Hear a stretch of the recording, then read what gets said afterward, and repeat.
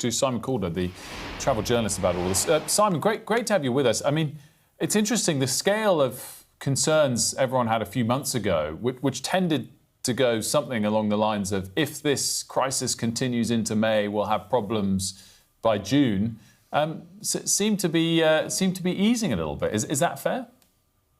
Yeah, it is absolutely fair, but public concern hasn't. So certainly, yes, when the first closure of the Strait of Hormuz took place, the airlines were saying, look, absolutely no need to panic.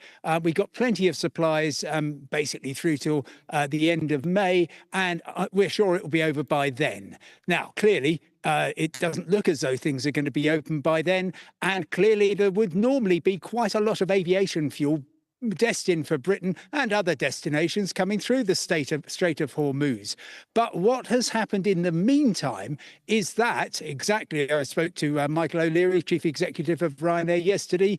Basically, because the price of aviation fuel has doubled, guess what? Anybody with a refinery is now ramping up production. Loads coming in from the Middle East, from West Africa to replace the missing oil from the Middle East. Also from the Americas, Norway is stepping up production, and so they are simply not seeing the shortages you might expect. You can add to that the fact that there is less flying around because airlines like Lufthansa, Turkish Airlines, United in the US have actually cancelled flights because aviation fuel was too expensive and making particular routes unprofitable. And add to that also Gulf-based airlines like Qatar Airways and Etihad nowhere near their normal level of operations. There's actually a fair amount of fuel sloshing around.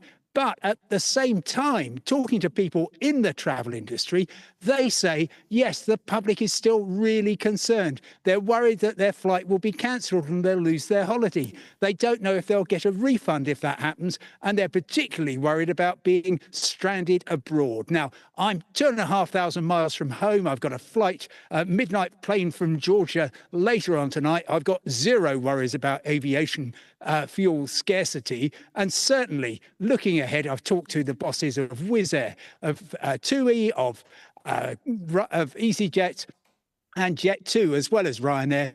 They say, no, we are not seeing any problems. And I must say...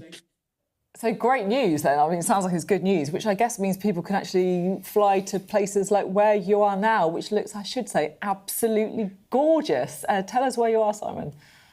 Yeah, I'm in the Debed Canyon of Armenia, and this is actually going to be in the flight schedule. Starting on the 8th of June, there's going to be new low-cost flights from Luton Airport to the capital of Armenia, Yerevan. And that just shows you the airlines are absolutely expanding right across Europe. They're ramping up flights for the summer.